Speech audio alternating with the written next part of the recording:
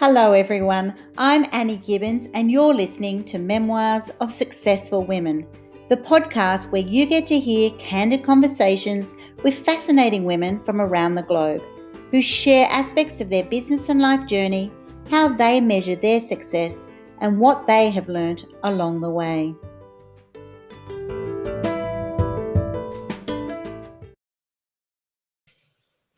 Hello and welcome to Memoirs of Successful Women. Today I would love to introduce Mary Pagano to you. She is all things female empowerment, and we're going to be discussing the importance of uplifting women around the world to get to the table, get to the seat of the table where they choose to be dining. Where do they really want to be, and how do we help women get to this place? We're also going to hear about Hero City and Femme Foundry.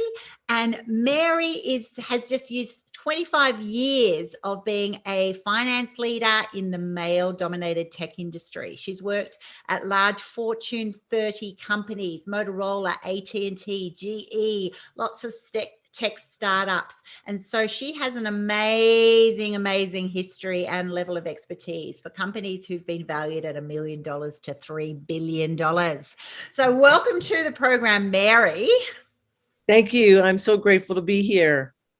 Oh, I'm excited to be interviewing you today. And so with your incredible experience, we've got so many areas to unpack of how did Mary get to become a finance leader in the tech industry, and how are you now using that uncanny ability that you have to help companies and charities to achieve their vision and potential and actually make amazing things happen, particularly for women. So where do we even start?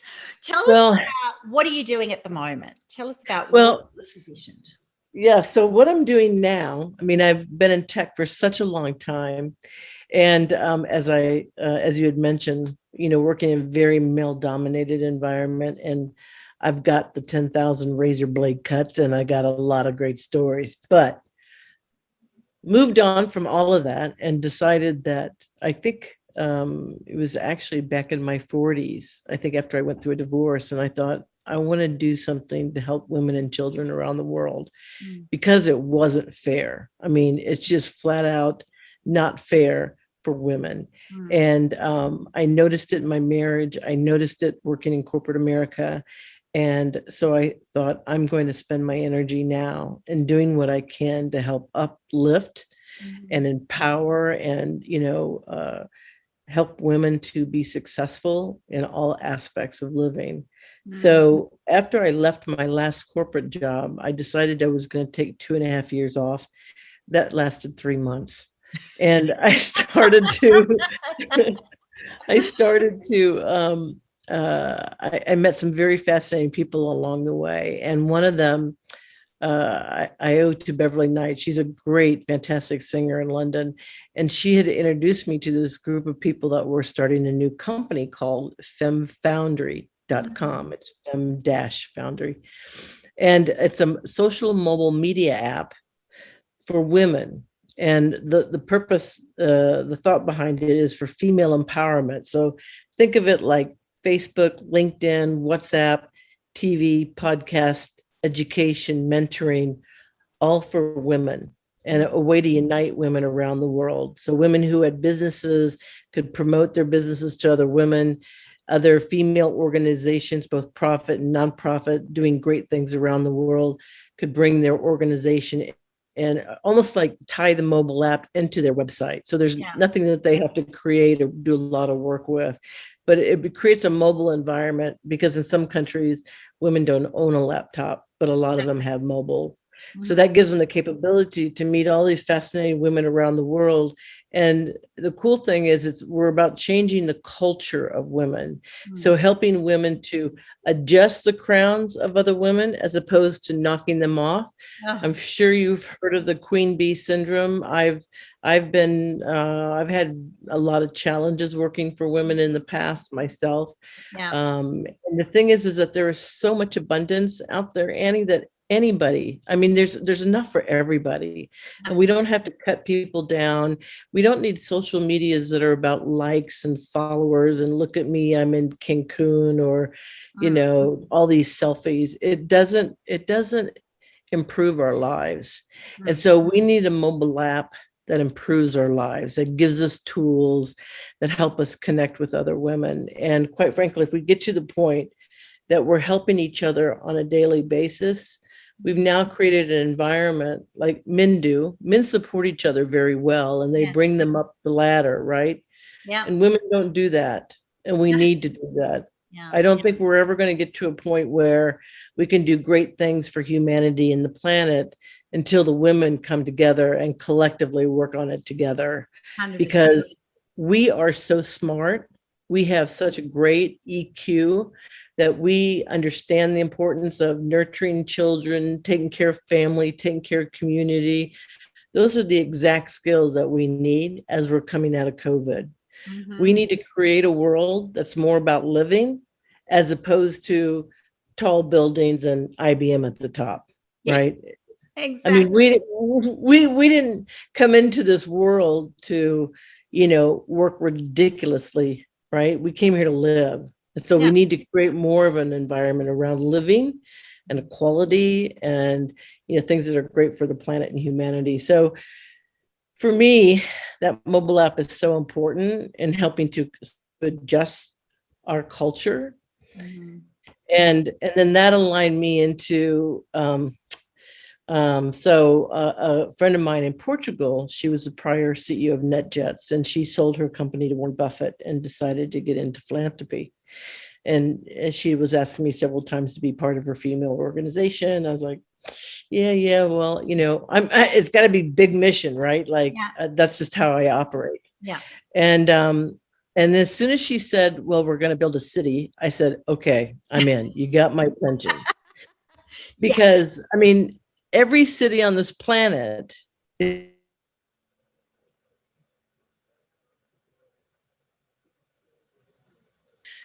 how does everybody make money? There really is no thought about the whole living aspect. I mean, it's like an afterthought. And so when she talked about the city, I thought, okay, I'm so in on this, because we need a really smart green city that's based on the future of humanity, includes all genders, all nationalities, all religions, and has a strong theme for women, right? So, a museum that focuses on the past, present, and future of women all over the world. I mean, can you imagine of all the anonymous and unknowns that we know nothing about, who have done fantastic things? I mean, every now and then we start to find out about them through a movie or something, and then you're like, I never heard of this woman before, right? And so those are the kinds of things that our daughters need, right? They need to know that, oh my gosh, did you know that what's her face ran for president of the United States in the 1850s? People didn't know that, so those are the kinds of things that we want to bring front and center, so it allows girls to dream and think big and really, live to all their full potential and possibilities, because there's a lot of talent in this world, and it's not recognized, it's underutilized. I can't tell you how many times in corporate America that, if I came up with an idea, it was passed by. But if a man repeated my same idea, it was brilliant. Yeah. And, that has happened to a lot of women, right? They get silenced, they get pushed down. They're given the opportunities that nobody wants, so. But there's a lot of great learning from all that, right? I mean, it actually gave us better tools to succeed in so many ways, that we weren't given the opportunity, but we made the opportunity. Yeah. And where my male colleagues were handed, everything on a, silver platter, there was no way they were going to mess up, right? Yeah. So it's time for us to be able to help and support and promote women all around the world. And we can learn from each other. I mean, I remember the greatest lessons I got from my 5-year-old niece.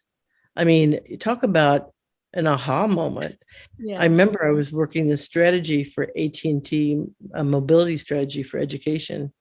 And my 5-year-old niece took my iPhone and she scolded me because I only had one page of apps.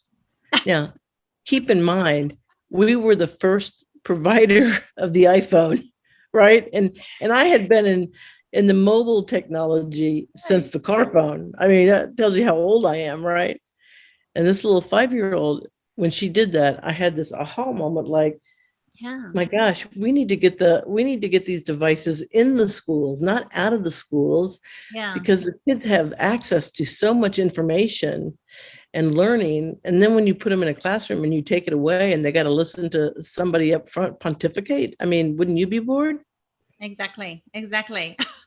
Oh my gosh, so many things to unpack there. Exactly. Yeah. The history, and that's where pioneering women like you and I and millions around the world have had those times of being, other women treating us badly, other women going, I've worked my ass off to get here and I don't want a competitor near me, right? And so that, and we've suffered in that way, and it's not right, and there's, not to judge them on the way they behave, but that's right. We are at an opportunity now to go, we can do so much better. We can do so much better for women globally to actually go, that's right. There is enough business for everybody. We need to encourage each other, support each other, nurture each other. And all of that is in a different landscape than it has been previously. While we have worked, and you spectacularly, in industries, corporate industries, that's right, which end up in the ivory tower, which is male dominated, which is, fill you up and then hopefully you'll have your opportunity to share or, make some business. The new global landscape, as we know very well, is very different. And it's also very different for women. That's right. Here we are multitasking, raising families, working, needing flexibility. We have more than enough to offer, but we actually want to contribute in a different way. And I think your expertise and your passion for these apps, and your niece was right? That's right. Because a modern consumer actually goes and says, I want to acquire, I just want to know how to access information as I need it, which is going to be on an app these days, right? Oh, yeah. And then being able to then go activate it, use it, and then be involved and being connected where I'm traveling rather than where I've been. And so there's so much there to unpack. And I am a big fan of Fem Foundry. So well done for that. Because Thank you. it's a brilliant app. It's a brilliant whole connection, collaborative partnerships. It's all things positive for women empowerment, right? So well done there. And I think everyone, if you're not on Fem Foundry, you should actually just check it out, because it's a one-stop shop to really get yourself connected and being able to share, being able to be unapologetic about what you do, what you have to offer, and go, here I am. I would love to tell you about that. And also, please tell me what you're doing, because maybe we can collaborate here, right? And so that's that whole world that you've entered, hasn't it, Mary? It's just, Oh my gosh, collaboration, support, empowerment. And hello, have you just come out of it going, there has been no loss? When women go, oh, if I don't compete, I'll be at risk of loss. Tell me what your experience has been in that department. You know what? I have it's unfortunately I have run into a lot of queen bees, and I can spot it real quickly, and I've learned to just be kind as I can. I can't change people, right? But I can change the way that I react or the way that I behave. So for me, it's important for me just to be kind and recognize that they may not want to collaborate with other women. They're going to build their little kingdom, but what they don't understand is that it'll just be that little kingdom, right? So maybe it's 2 or 5 million people, but when you look at the whole planet, and 51% of the global planet is women, and if we got united, if we worked together on all kinds of initiatives and supported each other, right? Doesn't mean we need to belong to all of them, but we need to promote them. We need to communicate with them. We can even partner up on opportunities. It's when everybody keeps trying to reinvent the wheel and we're not getting anywhere. Yeah. And obviously there's great skills and talents everywhere, and there's enough abundance, there's enough recognition, we can get so much more accomplished. And so when women are looking for, equality, we should look at it in our own backyard in regards to with the women that, we're united with. So for us to blame everything on the establishment and the men, I don't think it's right. And to some extent, we have to get a seat at the table and stand side by side with men to develop this new world. It's too much burden to put on one gender, right? Yeah, they have great IQ. They're very talented. They have a lot of great skills, but so do we. And we need to remind ourselves on how great we are and the things that we do. We take them for granted. We're to the point where we could do it in our sleep and we don't even recognize that is a skill. It's very true.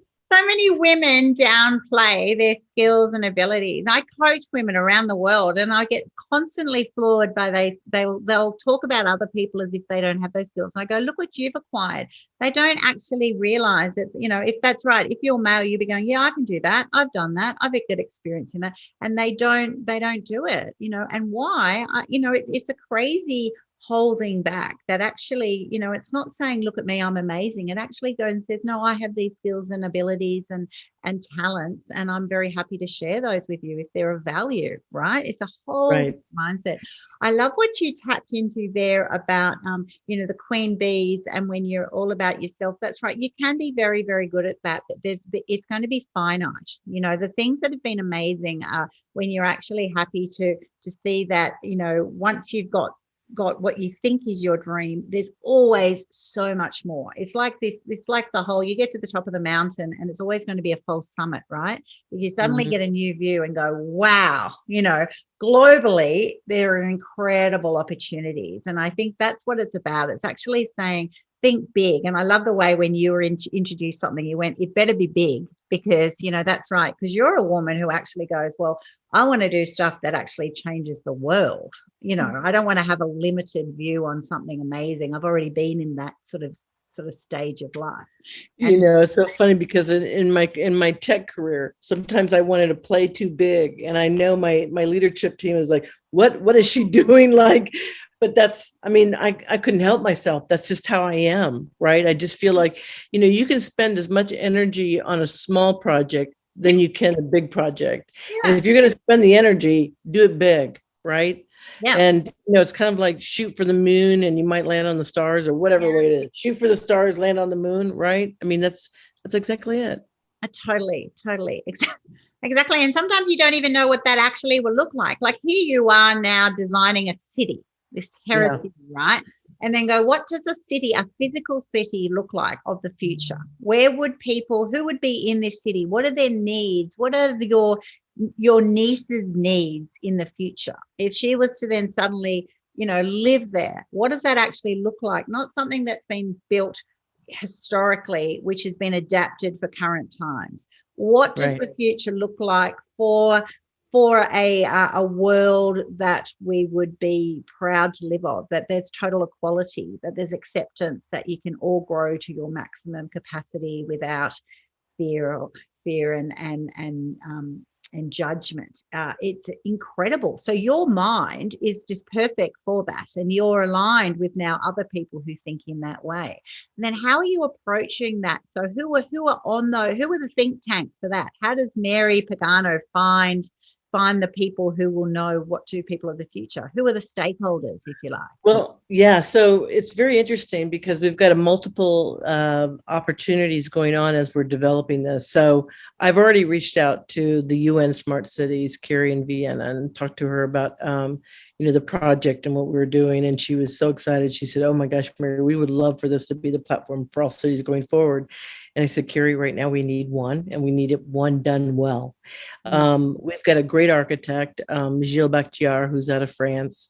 he's already designed the three major components for Harris City that we are taking responsibility for. That's the university, which is based on the future of humanity studies, the museum, and also the conference hall, convention center. So that's the piece that Hera, that we are going to fund. Obviously, we're working with the government. We've got 3 countries we're in discussions with, and it has to be a very tight relationship with the government of that country, because we want this to be a very big visit card.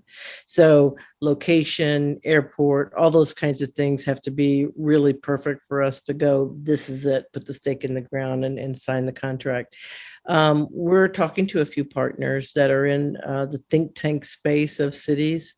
A couple of them, we're in discussions with ARC 2030, with Bruce Mao, some famous museum curators.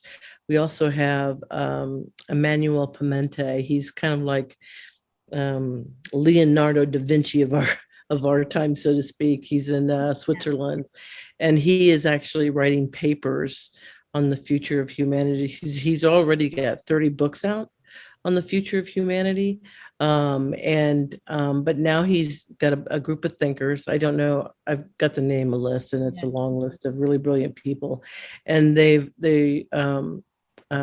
working on the information for the university as far as what the studies will be like, how will the university operate. So there'll be discussions and information from them in regards to the future and Harris City. But we're continuing to reach out to people that are thinkers in that space.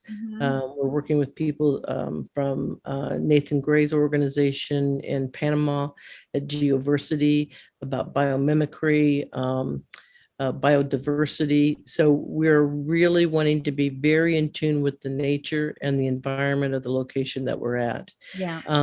And then I'm having monthly calls inviting anybody to come and join and share what would be important for them to see in the city.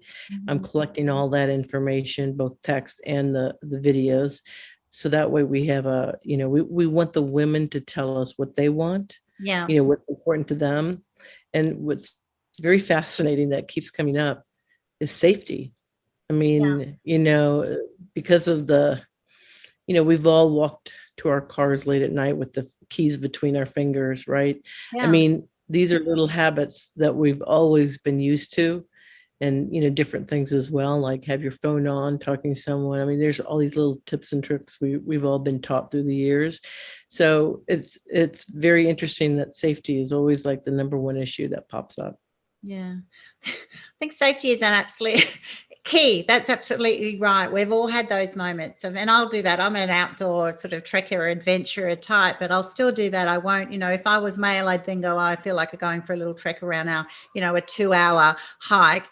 I probably would do that on the trail at night, but as a woman, I wouldn't, I will choose when I'm out to go, okay, I'll stay where the lights are rather than go down a back alley. Not that men can't get assaulted or whatever in those spaces, but it's this constant pressure. And I think what men don't realize that if that's not just at that moment, it's also, it's constantly unpinning, your behavior on a daily basis. Do I feel safe here? Right. I've noticed even when we were growing up, my husband and I used to talk about that. If you're driving fast, the two things, the man is thinking, will I get caught? And the woman is thinking, am I actually safe? Right? It's quite a classic. It's kind of like going, that's right, we're hooning along this highway and the woman's like going, am I safe here? And then he's like going, he's checking out the window going, will I get caught?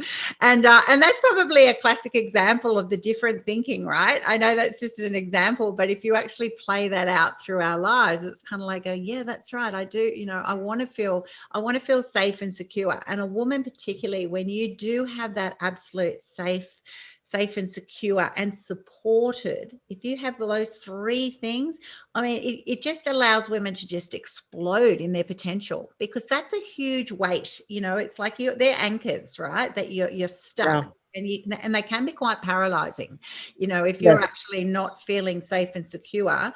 That's it. You're very much stuck. When women go through those stages of being stuck, it's like, I don't know where I am, but I'm also terrified to take that next step. And so what you're actually doing is you're creating this future world and going, if we could guarantee this for you, imagine where you could then go with that, right? I know. But creating such a healthy environment. I mean, I would love to be able to wake up in the morning and go out on the go out in the back and pull an apple from a tree, or green beans from the garden. Like just fresh organic food at any moment's notice. Like, can you imagine a city park with gardens and fruit trees? I mean, no, I can't. And why isn't there? Yeah. And why isn't there, right? I mean, food shouldn't be such a scarce thing and a difficult thing. I mean, proper healthy food should be really available everywhere. And, we make it so difficult on ourselves, right? So I think there's a lot of exciting things that could be put into the city. And so I'm very excited about it. I hope we can get this land, worked out fairly closely, because I'm ready to move forward. I mean, I'm like, you're like, whoop, that's right. Yeah, exactly. Be there. What sort of time frame? When you got all the players in place, what sort of time frame are we talking? I think that we could easily get the city, started construction, at least in the next 3 years. I think we're going to need the rest of this year to sort out the land. COVID has really slowed us down in regards to looking at property, which has really been a pain. But we do have a possible place that we're looking at right now. We're making proposals. So fingers crossed, love to tell you, but, I don't want to jinx it. So. And obviously you're an angel investor, but you're then entering yourself into a whole world of these angel investors. Why do people become angel investors? What are they getting out of this? Is it the opportunity to create amazing things, be part of the financial investment? What's driving angel investors? I think it's different for every person, right? I mean, from my perspective, I feel very strongly about investing in female founders and female founders that are doing big things, right? Yeah. So I actually invested in Femme Foundry. I really firmly believe in where that is going. I've got 2 other investments I'm looking at right now, but for me, it's not really about the whole, crazy ROI, the short term. I'm more of a long-term player. But I also think that when you invest long-term for things that are good for humanity and the planet, the money will be fantastic. Yeah. Because I think the world, and I've seen from the US, from my experience in corporate America, how we've had such short-term visions. And I've seen destruction of a $30 million company go down to 5 when they're selling off assets of the company, and they're basically outsourcing all the important jobs outside the country. And so we've left a huge workforce doing the gig economy and not making any money. So it creates a very angry environment for a lot of people here in the US. But I also feel like we've kind of sold our soul. And there's a lot of executives, I feel, that who made a lot of money that didn't do much of anything. And I think there should have been more laws in place that if you acquire a company, you just don't strip it of its assets and then dump all the people. And I think we've been doing that for way too many years. And now I think, America is kind of at a very interesting space of not being as powerful as we really could as a country, being as great a country as we could. Mm-hmm. So I think it's a combination of, a little bit of a depleting of our U.S. assets, quite frankly. So I think that for me, I mean, when I found out that women are only getting 1% of the funds, I mean, we know we're still paid 75 cents on the dollar, and that's really getting old. And then we have the pink tax, so we're paying more for our products than men do. But for me, I want to be able to help the female founders get money and to do some really great things on this planet, because at the end of the day, a woman will take a much long-term. They've also been proven to be successful. I mean, you already see, countries that are being led by women that got them out of COVID quicker. But the fact that, women kind of raise up the community and everything else around it. So it's a good investment. So I've said no to a lot of men already, like, love to, but it's just not my focus. So, but I think it's for anybody. It's, depends on, it's easy to invest in the market. It's a lot less risk than you would for an angel investment. So it's, I think it's riskier, but it's also an opportunity to see some great things happen. So that's exactly how I see it. I know, because there is a lot of risk because it's uncertain, it's unproven, because things of the future are, right? And so your head goes, yeah, well, safe and secure and markets, but that's always going to be retrospective. It's not going to be forward planning.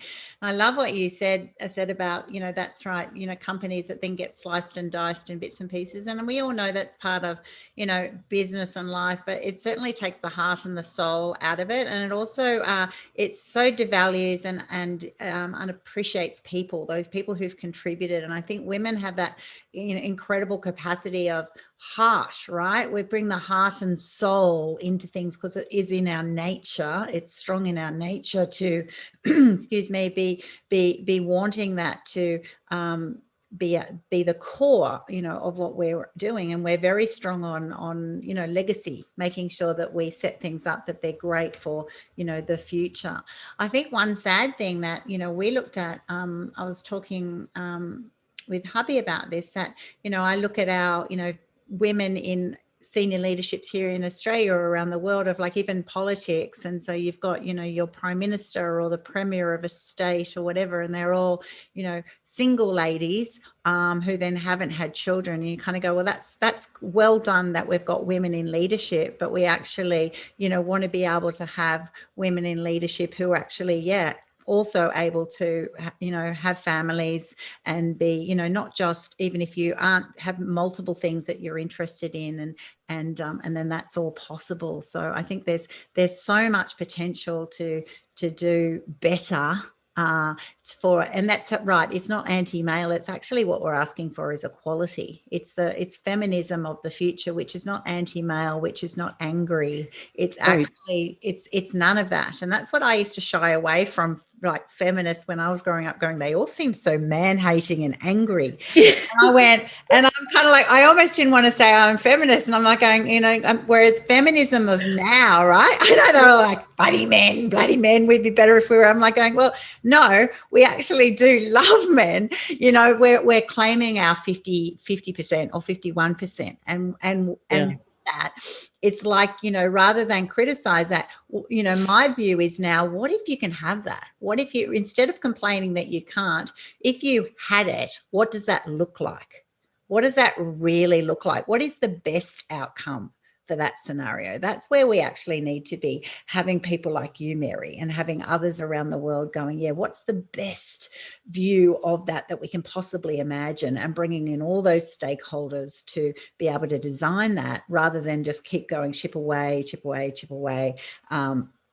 and hope that it happens, because it won't naturally happen. And we know from history that it doesn't. It requires pioneers who actually go and say, that's not okay, or I'm not going to accept that. And then rather than be angry or destructive, actually show you a new way that things are possible, right? And I love that. That's what you're doing. You're actually saying there is a way, and we'll do the hard work. We'll make it happen. And your testimony today in this interview has been fantastic, because look how collaborative you are. Listen, for the women who are listening in, to make these amazing things happen. If I've been listening to your language, and it's about you're collaborating with all these people around the world, you're wanting their views. You haven't actually designed something. I think with a limited view, even if it's amazing, you then go, here's my strategy. This is what we're going to do. This is what we're going to achieve. And do you want to be part of that?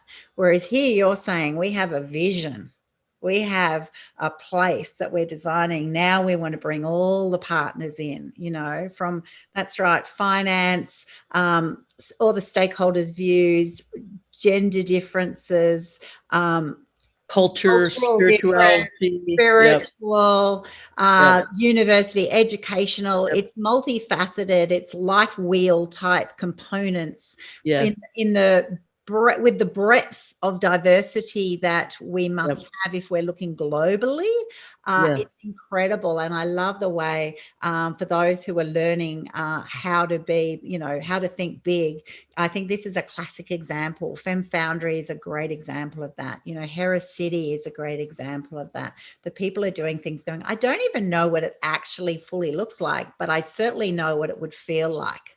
Right? I know what the people would receive out of it. And then we've got to create that, whatever that ends up looking like. I think that's absolutely Exactly. right. Exactly.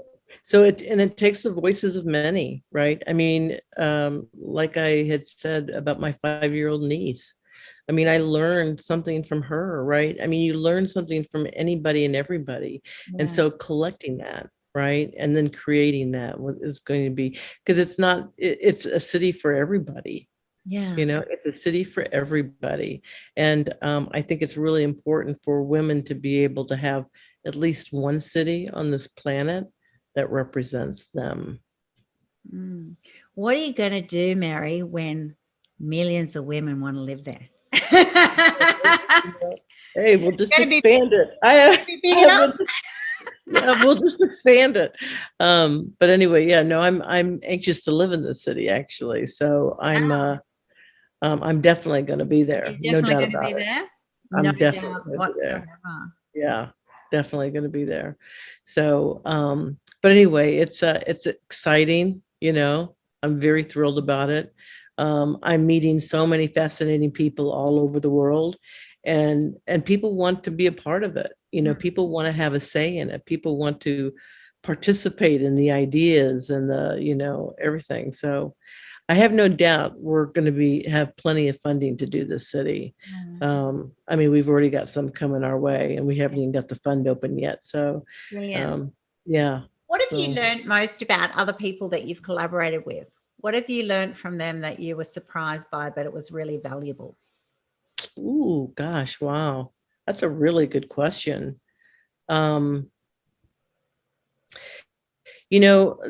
thing that I do when I meet new people is the first thing I do is ask them everything about them. Like what's important to them, what's their mission, what do they want to do? Because one of the things I think is just a natural skill I've kind of gotten from my mother. But as soon as I meet somebody and I'm listening to them and where they want to go and what they want to do, I'm immediately thinking, who can I introduce them to help them? Who can I bring to them to help to start to collaborate and take that vision the next step, right? It's automatic with me. And I think it's probably from my years in leadership and tech as well, because you really got to listen. And I think for me, the listening is where all the gems are. And so once I find out everything that's important to them, then I'll share the things that I'm doing with them and Harris City. Now, I've got other projects I'm working on as well, but these two are the most passionate to me because of the whole female empowerment and changing the culture and uniting the women, because we have to do this. And the time is now. I mean, we're at a crisis around the world, and women, I truly believe that women are going to get us out of this crisis. I really do. And we just got to get united on it. We just got to help each other and support each other and roll up our sleeves, with whoever that we meet and whatever that we do. So there's always means to collaborate, or else reintroduce or share or whatever. But at some point, I don't think we're going to go anywhere unless we do. Yeah. Yeah. For those women who are now where you were maybe 10, 20 years ago in male dominated industries, chipping away, pioneering away, and you're like going, oh my gosh, what would you have done differently, or what advice do you have for them? Because do you know what I mean? They're there now going, okay, well, this is really great. What key learnings did you have? And what do you think, gee, I wish I did that earlier? To manage like a woman. I managed like a man. And maybe that's why I survived, because I managed like a man. I was extremely competitive. I was on the swim team for years and was training for the Olympics. So I was extremely competitive. And so I could handle the men for the most part. And I operated like a man, which was not which was not healthy, and it really wasn't the right way to go about it. Mm. So I say if I had to do it any differently, is that I would manage like a woman. Mm. And what More does that mean to you? What are the key differences in managing like a woman? So, the interesting thing is, and I noticed this around my male counterparts, if they had an employee that wasn't doing as well, they would pretty quickly dismiss them, Mhm. push them aside or dismiss them. As a woman, I would have a conversation to understand why this person is behaving the way that they are, Yeah. right? Like what's causing this, right? And invariably, it's some personal issue Yeah. that has them really, knocked up, and they're struggling. And so once you can, have that conversation and get it out on the table and let them know, hey, listen, I'm behind you, I'm going to help you, but this job is important and you have to separate them, right? Mm. And so you put some goal. I want you to be successful. We're going to put some goals in place so that you are successful, because you do not want to, Mm. be without this job, or unless you do, I'll help you find another one if that's what you want. But invariably, women will work through it. And I've had poor performers be excellent. And men are quick to push them out and just get rid of them. They don't even want to deal with it. Mm. So, and I think, and many times when people change jobs, they change jobs because they don't like their immediate boss.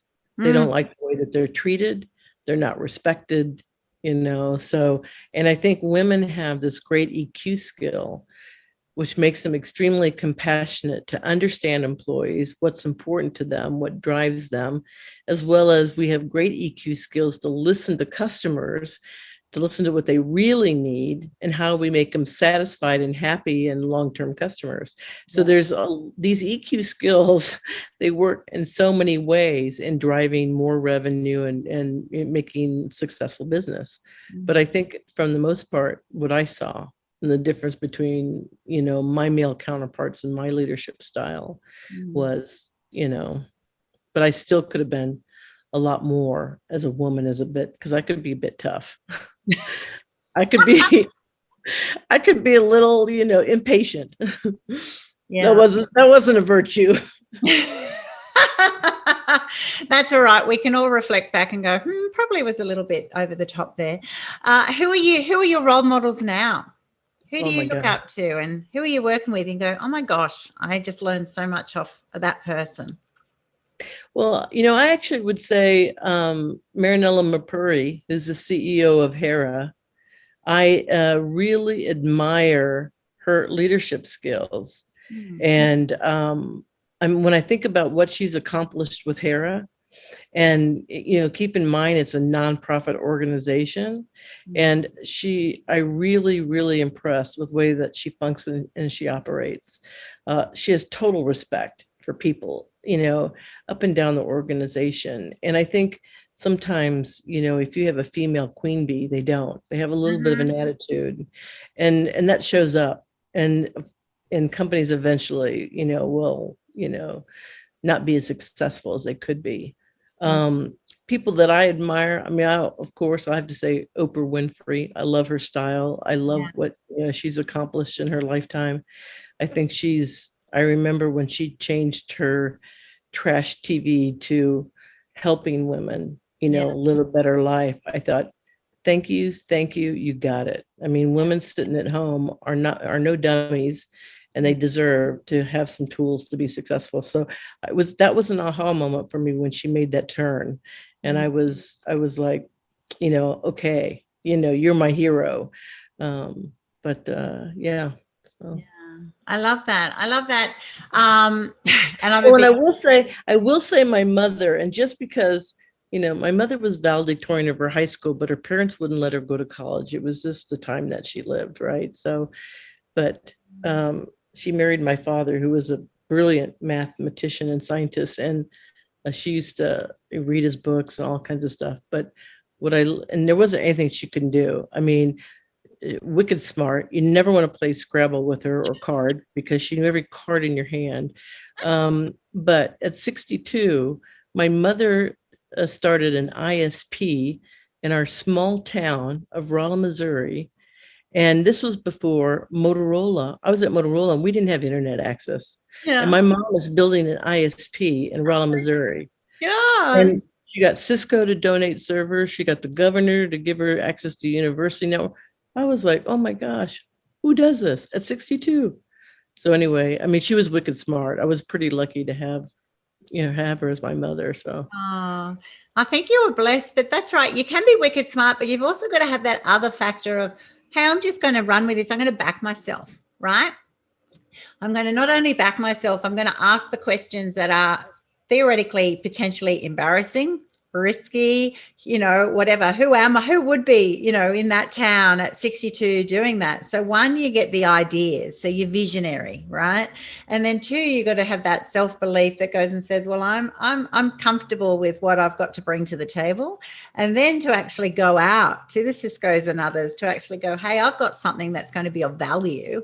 And I'm believing that you're going to want this product. I mean, I just think the combination of that is actually, for people to realize that's right. You want to be smart, or if you're not as smart, get something that you're super tenacious about, or find out the way, what value are you bringing to someone else, and to actually give out that and believe in it. And even that's right, even if one says no, keep asking, keep finding the way, and don't just keep offering the same product. You might need to adjust and modify it. You might need to, maybe the product's not quite right? So well done, your mum. I think that's awesome. I love stories like that. And that's it, because and it also sort of resonates with that other bit that, your mum was just as smart, just as capable, all those years before.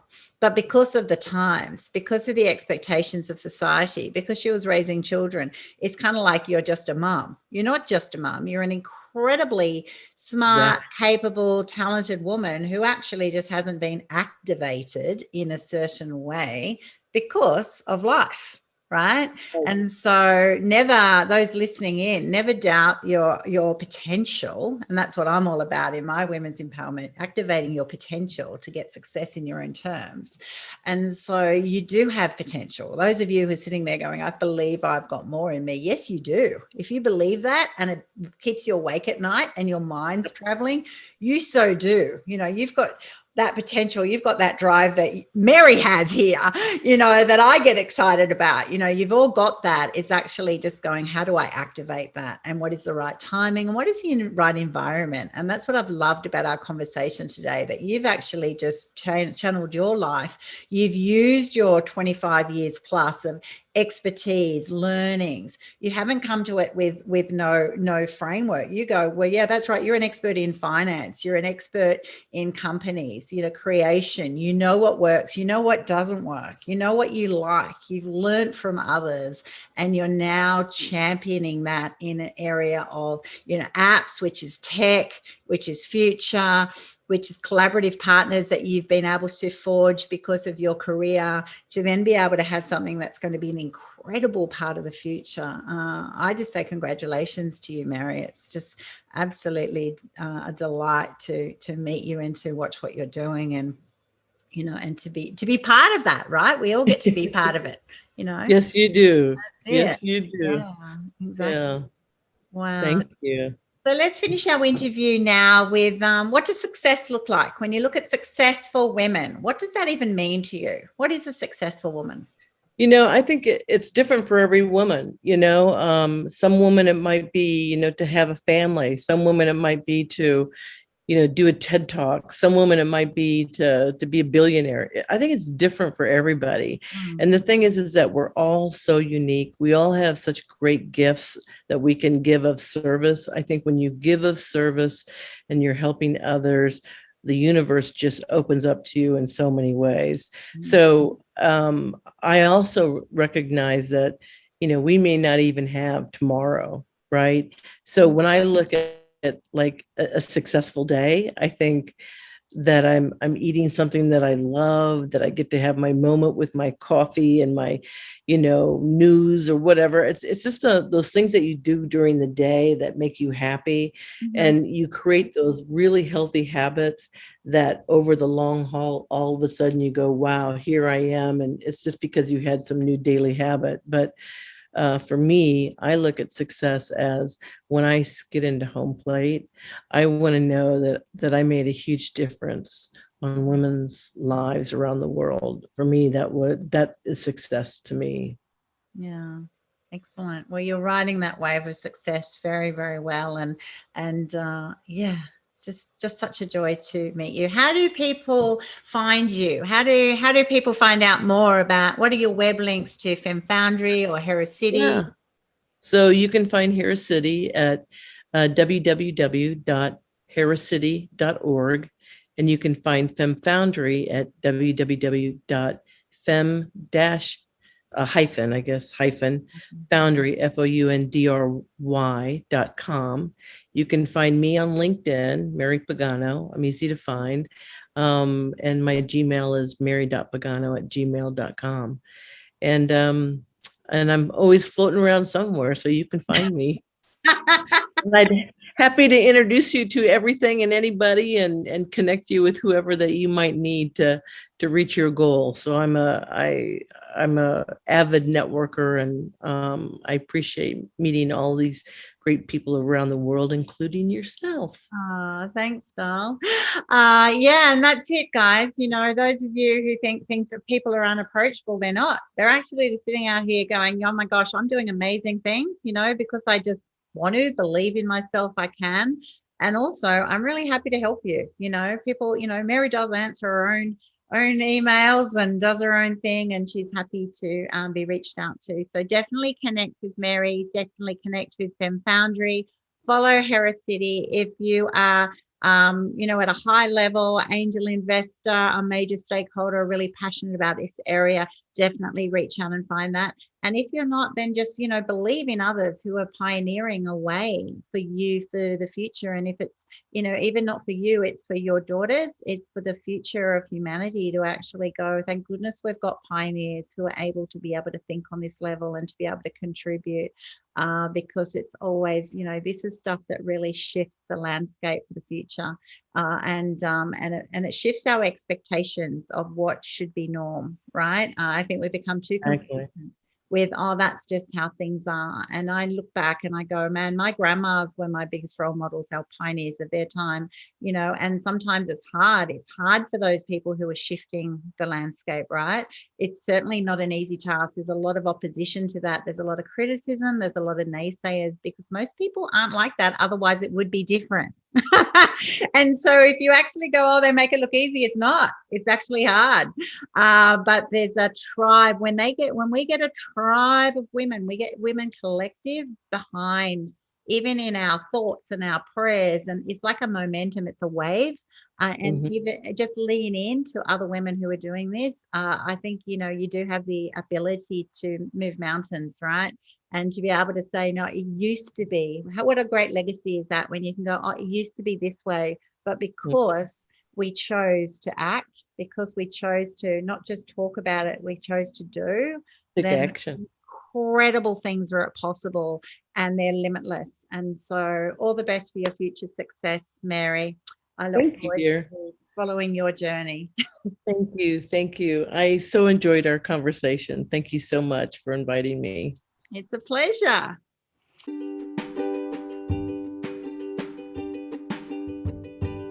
Thanks so much for listening to this episode of Memoirs of Successful Women. You can find me at anniegibbins.com, where you can download my free resources, get connected on social, and check out my online magic transformation program. If you love this show, feel free to subscribe to future episodes, and of course, share it with your friends. I'll see you again soon, and until then, happy podcasting.